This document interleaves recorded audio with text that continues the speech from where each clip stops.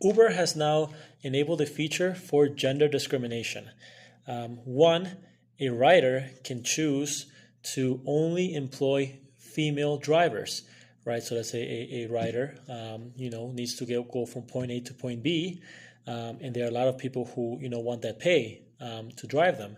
The rider can say, hey, I want to prioritize giving the job to take me from point A to point B to females. They can now do this with Uber. The second way of gender discrimination is the drivers can also say, hey, I want to deny service.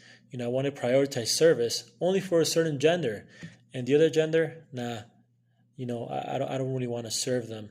And they could actually do this. What is interesting is if you replace the word gender with race, this would be classified as illegal, right? So, for example, if riders were to say, "Hey, I only want to give rights to white people. I don't want to give rights to black people," or riders say, "Hey, I don't want someone to drive me who's black. I just want someone to drive me who is white." The U.S. will consider this, race discrimination. So why is gender discrimination against men allowed, but not with race? Well, that is because for a long time, women do have more rights than men in the U.S., and male discrimination is legal in the U.S., and it has been for some time now. And this is a clear example of that is. And they claim, safety concerns.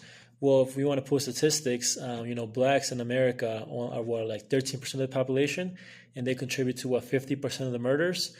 Someone could also pull those statistics up, but it's not about safety. It is about discriminating against men, and that's what it is. Now, I think what men should do is really boycott Uber and use Lyft.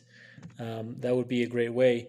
And look at this. You can tell a lot of women don't really care about men's rights because not a lot of them would actually fight. So they claim to be feminists fighting for equality and for rights for both, but they only stand up for rights for women. Well, today, men still have less rights.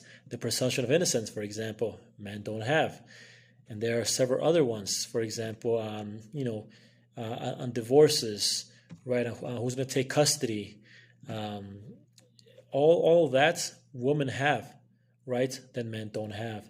There's not one right. I've been waiting for what's one right that men have that women don't. It doesn't exist in the U.S. But there are plenty of rights that women have that men don't.